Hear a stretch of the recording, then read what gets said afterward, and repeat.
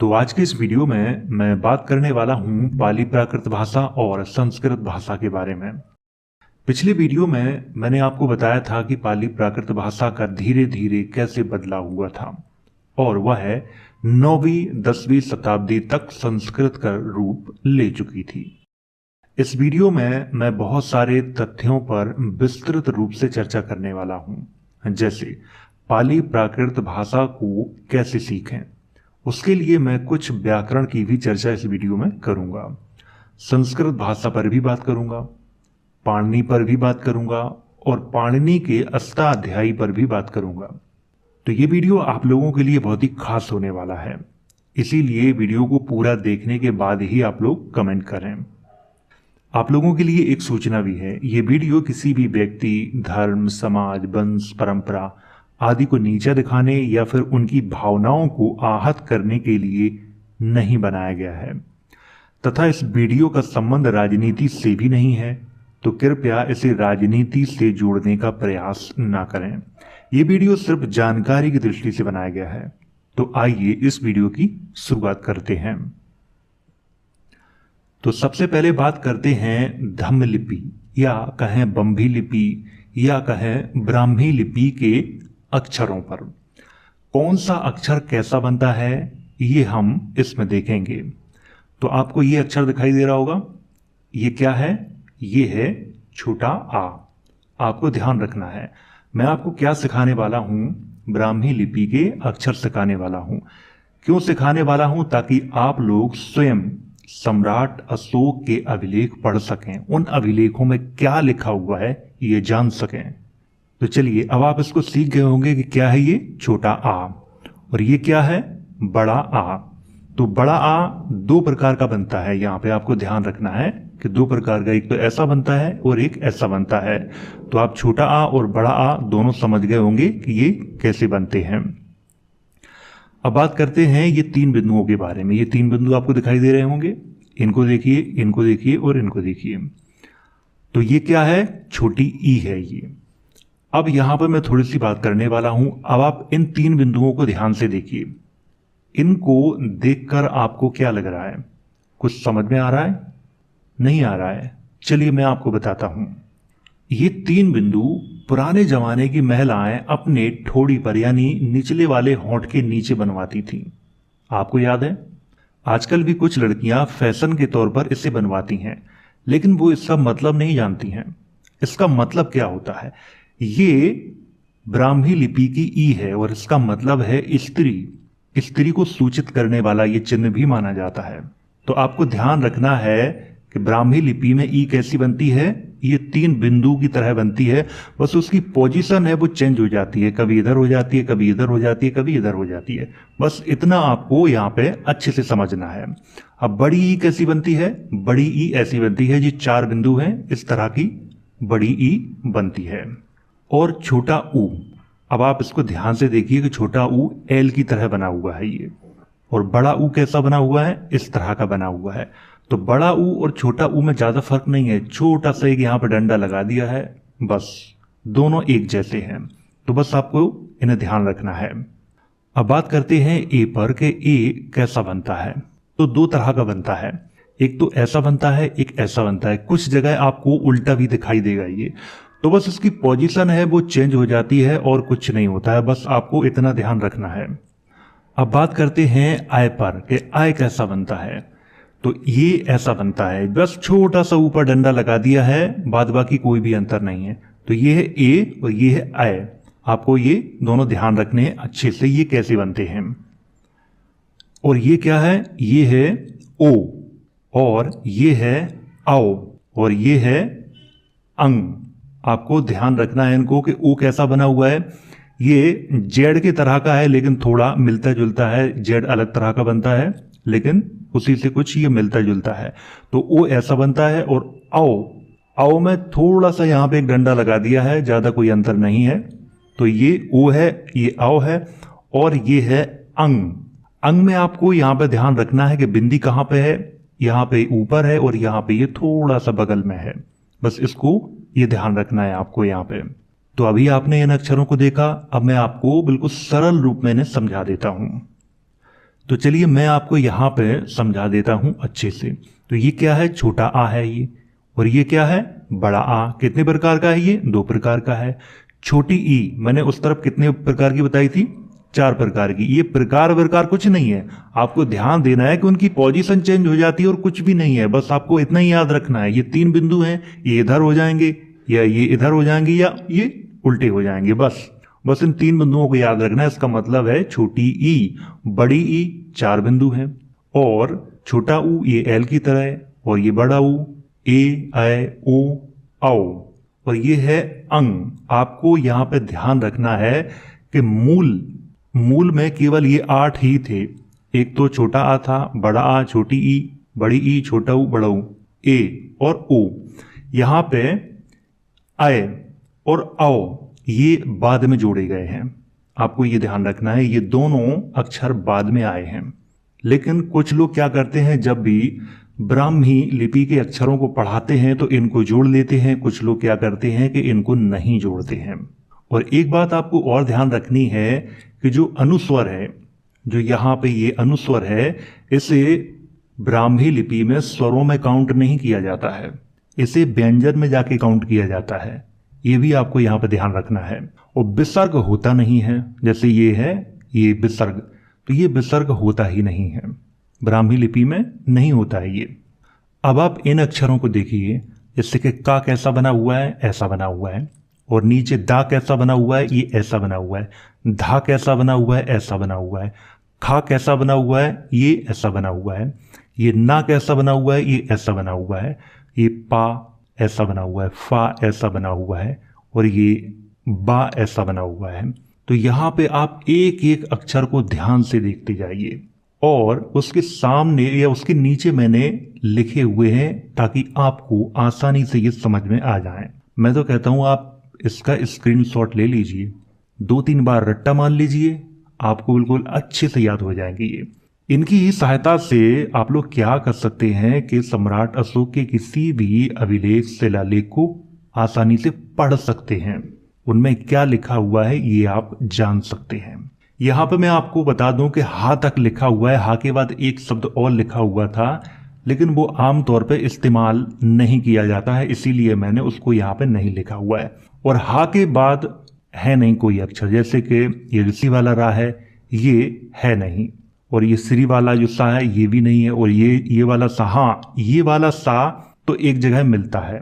सम्राट अशोक के पश्चिमी भारत के अभिलेखों में या शिलालेखों में ये वाले सा का प्रयोग तो किया गया है, जिससे हम कहते हैं सीटी वाला सा, इस सा का तो प्रयोग किया गया है, लेकिन ये सा नहीं किया गया है, न छत्रज्ञा इनका किया गया है, तो ये है ही नहीं, ये बाद में क्रिएट किए गए हैं। अब बात कर लेते हैं आधे रा की, जैसे ये लिखा हुआ है क्रम, ये लिखा हुआ है धर्म, ग्रह और राष्ट्र। तो आपको ध्यान रखना है ये क्रम में ये जो रा लगा हुआ है, इस रा का प्रयोग किया गया है सम्राट अशोक के कहाँ के अभिलेखों में, जो पश्चिमी भारत के अभिलेख हैं उनमें किया गया है।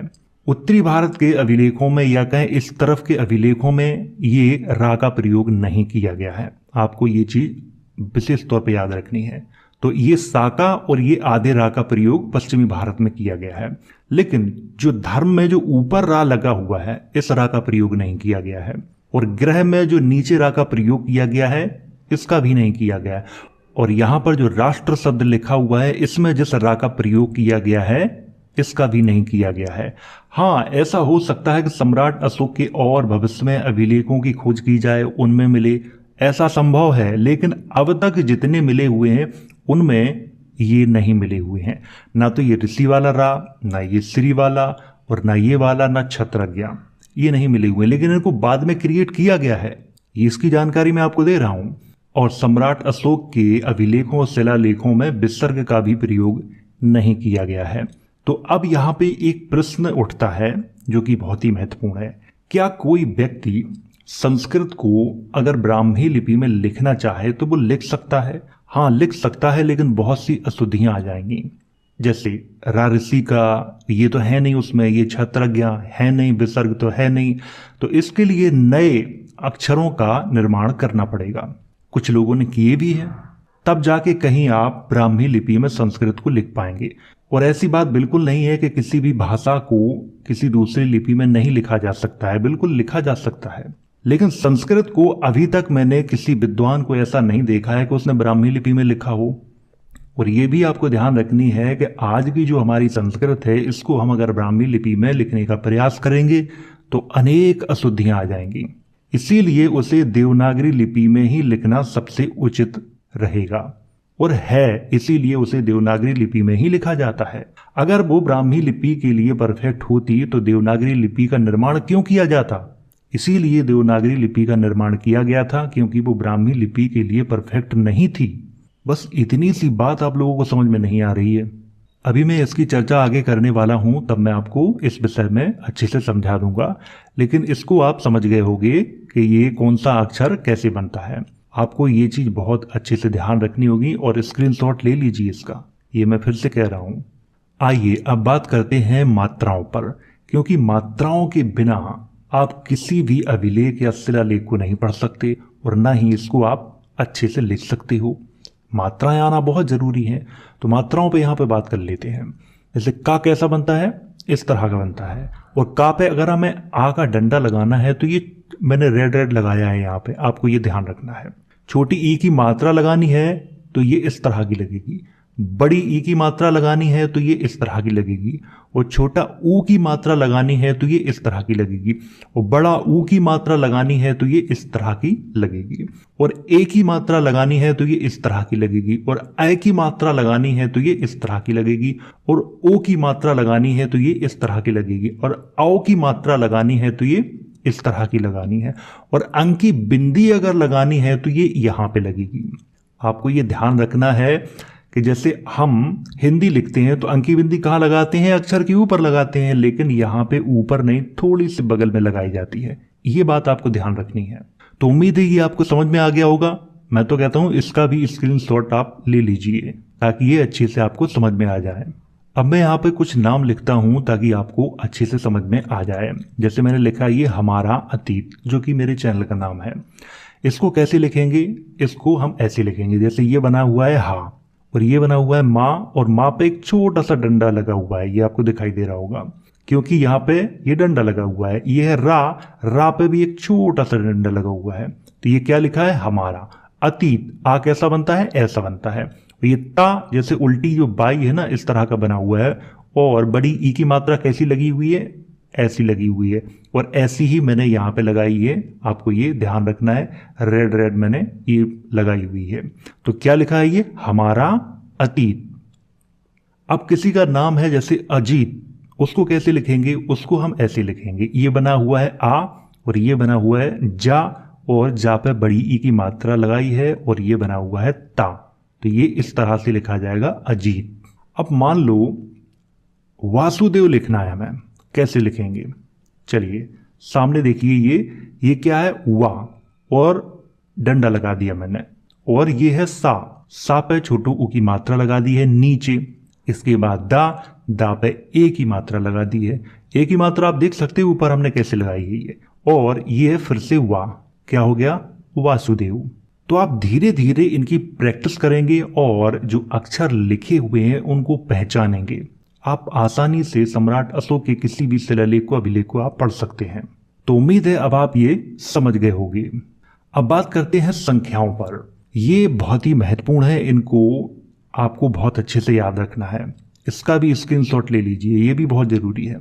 सम्राट अशोक के शासनकाल में, या कहें कि उनके समय में, 0 कैसा बनता था, ऐसा बनता था, और 1 कैसा बनता था, ऐसा बनता था, 2 ऐसा बनता था, 3 ऐसा बनता था, 4 ऐसा, 5 ऐसा, 6 ऐसा, 7 ऐसा, 8 ऐसा, और 9 ऐसा बनता था। मैंने लिखा हुआ है उसके सामने। और गुप्त काल में 0 कैसा बनता था, ऐसा, 1 ऐसा, 2 ऐसा, 3 ऐसा, 4 ऐसा, 5 ऐसा, 6 ऐसा, 7 ऐसा, 8 ऐसा, और 9 ऐसा। हाँ, अब देवनागरी लिपि में 0 कैसा बनता है, ऐसा बनता है, जैसा आजकल हम बनाते हैं।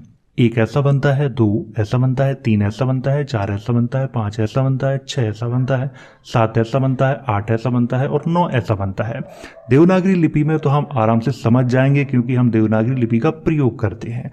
लेकिन अशोककालीन और गुप्तकालीन समय में किस तरह के ये बनते थे उसको समझना थोड़ा सा कठिन काम है, और वो मैंने आपको यहाँ पे अच्छे से समझाया है, बिल्कुल सरल रूप में इसको समझाया है ताकि आपको अच्छे से ये चीज समझ में आ जाए, कहीं भी आपको कोई कंफ्यूजन पैदा ना हो। अब बात करते हैं कि अशोक के काल में 10 कैसा लिखा जाता था। नीचे आ जाइए, ये आप देख रहे हैं अशोक के काल में 10 ऐसा लिखा जाता था, अशोक के काल में 20 ऐसा लिखा जाता था, अशोक के काल में 30 ऐसा लिखा जाता था, 40 ऐसा लिखा जाता था, 50 ऐसा लिखा जाता था, 60 ऐसा लिखा जाता था, 70 ऐसा लिखा जाता था, 80 ऐसा लिखा जाता था, और 90 ऐसा लिखा जाता था, और 100 ऐसा लिखा जाता था। जैसे आज हम 100 लिखते हैं तो इस तरह का 100 लिखा जाता था। अब आप बताइए कि इनको देख के आपको कैसा लग रहा है। दिमाग सुन्न हो गया होगा, इतना तो मैं जानता हूं। कुछ लोगों ने तो ये पहली बार देखे होंगे। जो भी आपका प्रश्न है तो वो आप कमेंट बॉक्स में मुझसे पूछ सकते हैं। मैं जानता हूं बहुत सारे प्रश्न आपके दिमाग में चालू हो चुके होंगे। ये तो मैंने बिल्कुल बेसिक जानकारी आपको दी है, बहुत बेसिक है ब्राह्मी लिपि के बारे में। जब मैं और आपको जानकारी दूंगा तब और आपको जानकारी प्राप्त होगी। उसके लिए मैं एक विशेष वीडियो बनाऊंगा, तब मैं आपको विस्तार से ब्राह्मी लिपि के बारे में जानकारी दूंगा, ब्राह्मी के अक्षरों के बारे में जानकारी दूंगा, तब आपको और अच्छे से समझ में आ गया। यहां तो मैंने केवल बेसिक जानकारी इसीलिए दी है ताकि आप लोग स्वयं सम्राट अशोक के अभिलेख शिलालेखों को पढ़ सकें, जान सकें कि उनमें क्या लिखा हुआ है, और आप ये भी जान सकें कि भारत की सबसे पुरानी भाषा कौन सी है। मैंने पिछले वीडियो में जो भी बोला अपनी रिसर्च के अनुसार बोला, मैंने कोई गलत नहीं बोला, इतना मैं जानता हूं। और मैं आज फिर भी कह रहा हूं कि भारत की सबसे पुरानी भाषा पाली प्राकृत है। कैसे है आगे बात करूंगा इस पर। अब आप इसे देखिए, ये क्या है? यह है सम्राट अशोक का गिरनार शिलालेख। वैसे तो ये बहुत बड़ा है, मैंने यहाँ पर कुछ एक पंक्तियां उसकी ली हैं ताकि मैं आपको समझा सकूं कि इसको पढ़ना ज्यादा कठिन काम नहीं है, बहुत सरल काम है। चलिए यहाँ पर मैं बात करता हूं कि ये देखिए, आप 3 बिंदु देखिए, 3 बिंदु। अब जब आप देखेंगे तो मैंने आपको क्या बताया था पीछे, ये क्या है? ये है छोटी ई, छोटी ई, और आगे क्या बना हुआ है? या बना हुआ है और एक अंकी बिंदी लगी हुई है, तो क्या हुआ? इया। इया का मतलब होता है यह है, और आगे क्या लिखा हुआ है? धम्म लिपि। आप इस तरह से एक एक अक्षरों को जोड़ जोड़ के पूरा पढ़ सकते हैं, जान सकते हैं क्या लिखा हुआ है। वैसे तो मैं आपको अभी पढ़ के बताऊंगा, इसका अनुवाद करके बताऊंगा कि इसमें क्या लिखा हुआ है, क्योंकि कुछ लोगों ने कहा है कि सर आपने इसको पढ़ा नहीं है। अगर आप पढ़ते तो ये पता चलता कि इसमें कौन सी भाषा लिखी है, शायद इसमें संस्कृत लिखी हो। तो इसीलिए मैं इसको पढ़ूंगा और उसका अनुवाद आपको हिंदी में करके बताऊंगा कि इसमें क्या लिखा हुआ है। तो आइए शुरुआत करते हैं।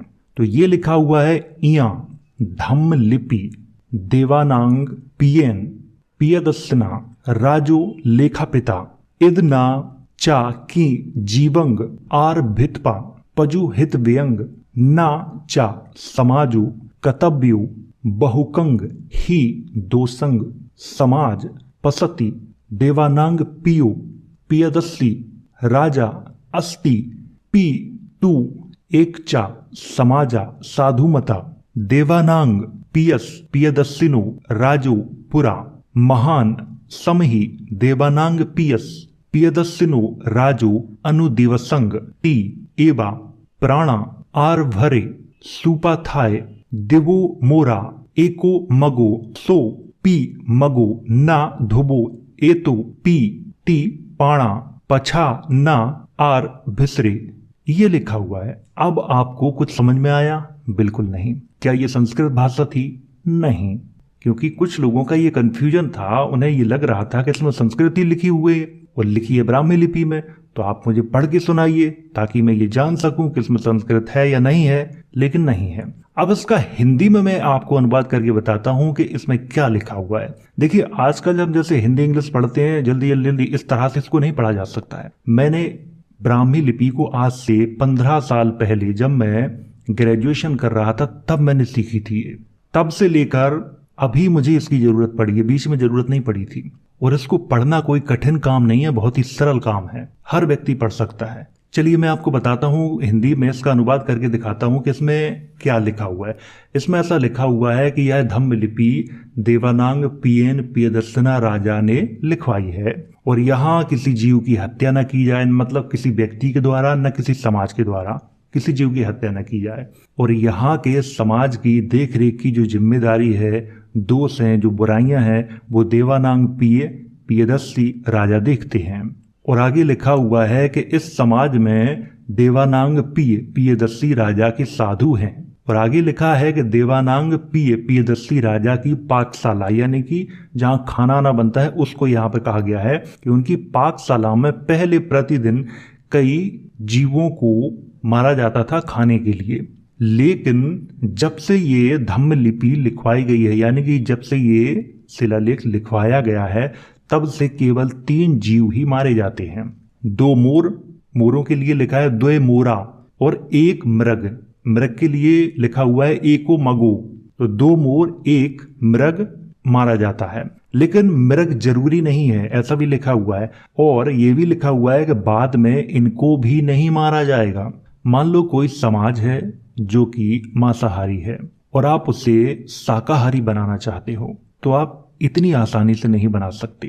पहले थोड़ी थोड़ी चीजें कम करनी होंगी, इसके बाद थोड़ी थोड़ी और कम करनी होंगी, धीरे धीरे धीरे उसको खत्म करना होगा। आप एकदम से सारी चीजें खत्म कर दोगे तो क्या होगा, जनता में हल्ला मच जाएगा। और यही सम्राट अशोक ने यहाँ पे किया हुआ है। खाने के लिए उन्होंने कहा है कि 2 मोरा, जो मोर होते हैं वो उस समय खाए जाते थे, जैसे आज मुर्गा खाया जाता है, उस समय मोर खाए जाते थे। 1 मृग और 2 मोर ही मारे जाएंगे, ऐसा लिखा हुआ है। और बाद में ये भी बंद कर दिए जाएंगे। तो अब आप समझ गए होंगे कि इसमें क्या लिखा हुआ है। ये पूरा नहीं है, एक छोटा सा हिस्सा मैंने यहाँ पे लिया हुआ है। इस पर मैं एक स्पेशल वीडियो बनाऊंगा और पूरी विस्तृत रूप से जानकारी दूंगा। ये बहुत बड़ा है, गिरनार शिलालेख बहुत बड़ा है। इसमें क्या लिखा हुआ है मैं एक एक शब्द आपको बताऊंगा, उसका हिंदी अनुवाद भी आपको बताऊंगा, ताकि आजकल जो इतिहासकारों ने भ्रम फैला रखा है कि सम्राट अशोक के अभिलेख में ये लिखा है, उसमें वो लिखा है, उसमें ये लिखा है, आप लोग भी जान सकें और आप लोग स्वयं पढ़ सकें। इसीलिए मैंने ब्राह्मी लिपि के अक्षरों को यहाँ पे बताया है। अब बात करते हैं आगे। अब आप लोग इस पांडुलिपि को देखिए। इस पांडुलिपि को दिखा दिखा कर लोगों को बहुत कंफ्यूज किया जाता है। मेरे पास ये पांडुलिपि मेरे ही एक मित्र ने भेजी थी। कहा था कि आपने अपनी वीडियो में ऐसा बताया है कि संस्कृत भाषा 9वीं 10वीं शताब्दी से शुरू हुई है, लेकिन ये पांडुलिपि तो बहुत पुरानी है, अष्टाध्यायी की है, पाणिनि की है और पाणिनि 600 ईसा पूर्व में हुए, ऐसा उसने मुझसे कहा था। मैंने इसके बारे में पता किया, वैसे तो मुझे पता था, मैंने और पता किया मैंने कि कोई नई जानकारी प्राप्त हुई होगी, तो इसके बारे में कुछ अजीब ही जानकारी मुझे मिली और वो जानकारी मैं आप सबके साथ शेयर करने वाला हूं। आइए इस पर बात करते हैं। अब आप इसको देखिए, ये क्या है, ये है विकिपीडिया। मैंने इस पांडुलिपि को देखा कि इन्होंने ये पांडुलिपि कहाँ से ली है। तो ये पांडुलिपि आप जो देख रहे हो बिल्कुल सेम है, कोई अलग नहीं है, बिल्कुल सेम है। नीचे क्या लिखा हुआ है, पाणिनि के अष्टाध्यायी की 17वीं शताब्दी की एक पांडुलिपि। अब मैं आपको इसको दिखाता हूं बड़ा करके, ये देखिए, यही है, बिल्कुल सेम यही है। अब यहां पे तो लिखा है ये 17वीं शताब्दी की और लोग कहते हैं 600 ईसा पूर्व की, कुछ लोग कहते हैं 5000 ईसा पूर्व की।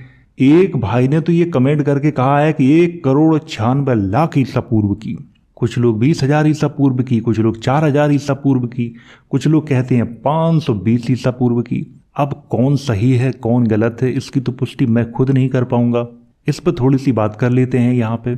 तो ये जो पांडुलिपि है इसके बारे में बहुत भ्रम फैलाया गया है और ये 17वीं शताब्दी की है, ज्यादा पुरानी नहीं है। अभी मैं आपको अष्टाध्यायी खुद दिखाने वाला हूं, उस पर भी मैं बात करने वाला हूं, लेकिन उससे पहले पाणिनि पर थोड़ी सी मैं बात करना चाहता हूं। ऐसा यहाँ पे लिखा हुआ है 700 ईसा पूर्व लिखा हुआ है इनका जन्म। कुछ लोग बताते हैं 520 ईसा पूर्व, कुछ लोग 600 ईसा पूर्व, यहाँ पे 720 ईसा पूर्व। ये मैं नहीं कह रहा हूं, ये विकिपीडिया खुद कह रहा है। अब विकिपीडिया पे जानकारी गलत है या सही है उसकी पुष्टि कोई नहीं कर सकता। अब इनका जन्म मान लेते हैं, मैं मान के चलता हूं कि इनका जन्म 600 ईसा पूर्व में या 700 ईसा पूर्व में हुआ था। कहां पे हुआ था? गांधार में। गांधार कहां है? अफगानिस्तान में। पाकिस्तान और अफगानिस्तान में उधर गांधार है। अब आप मुझे बताइए कि 600 ईसा पूर्व में गांधार पर किसका राज्य था? क्या कोई मुझे बता सकता है इस बारे में? क्योंकि इतिहास के अनुसार वहां पे ईरानी राजाओं का अधिकार था और उन्हीं के क्षेत्र में ये आता था। इतना मैं जानता हूं क्योंकि ईरान का प्राचीन इतिहास मैंने पढ़ा है। और भारत के इतिहास में सबसे पहले राजा कौन हुए? चंद्रगुप्त मौर्य हुए। उनका राज अफगानिस्तान और ईरान तक उनकी सीमाएं लगती थीं।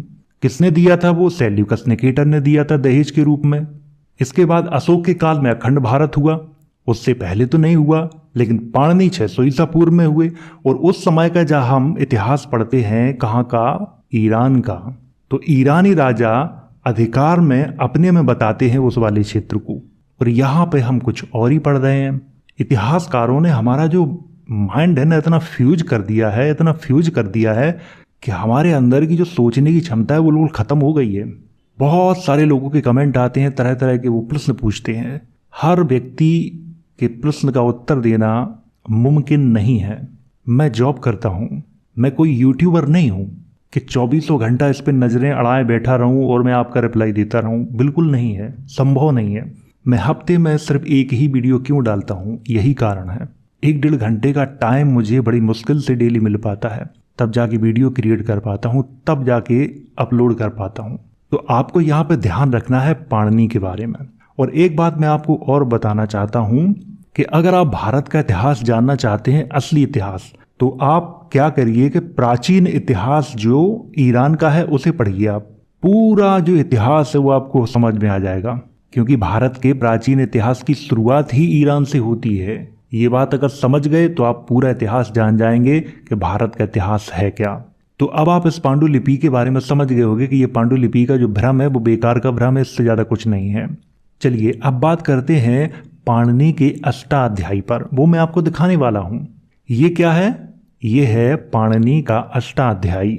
आप यहाँ पे ध्यान रखें कौन सी लिपि में है? देवनागरी लिपि में। ये लिपि कब आई इसके बारे में आप लोग खुद पता कर लेना कि देवनागरी लिपि कब आई, क्योंकि मैं बताऊंगा तो कुछ लोगों को फिर भी बुराई लग जाता है कि ऐसा कैसे कह रहे हो सर, ऐसा कैसे कह रहे हो। देखिए मैं किसी द्वेष भावना से नहीं कह रहा हूं, ना मेरा कोई यहाँ पे दुश्मन है। जो सच है मैं वही आपको बता रहा हूं। इतिहासकारों ने हमारे अंदर भ्रम पैदा कर दिया है इतिहास के नाम पे। अभी ये बहुत चर्चाओं में है। क्यों? क्योंकि कैम्ब्रिज यूनिवर्सिटी का कोई छात्र है, पोपट करके, मुझे पूरा नाम उनका पता नहीं है, लेकिन कुछ लोगों ने उनके बारे में मुझे जानकारी अभी दी थी कि उन्होंने क्या किया है कि अष्टाध्यायी में जो व्याकरण की चर्चा की गई है उसकी गुत्थी को सुलझा दिया है।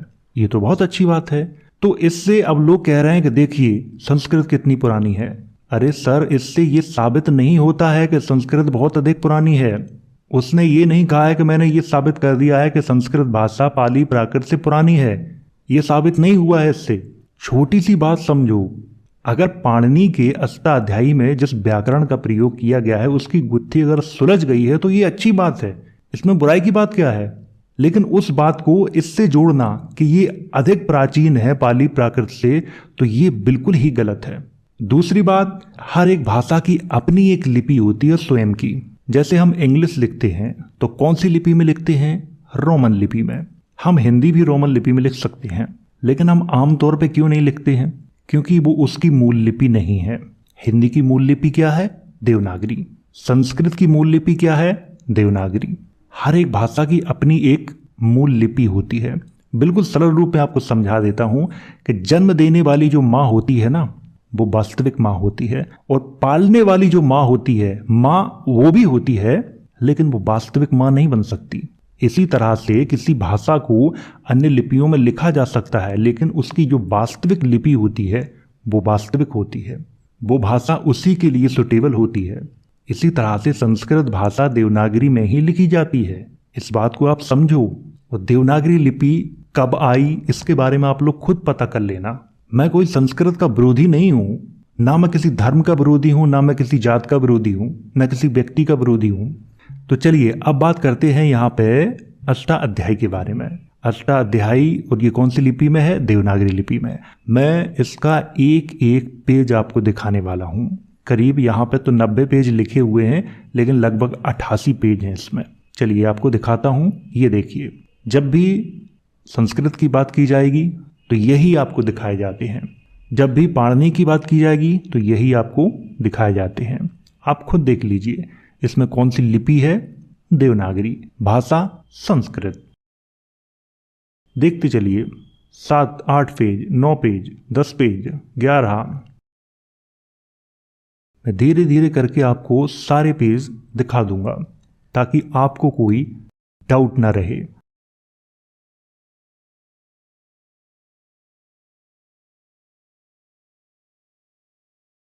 देखते जाइए, यहां पे सब कुछ मैं आपको दिखाऊंगा। एक एक पेज 48, 49, लगभग 88 पेज हैं इसमें।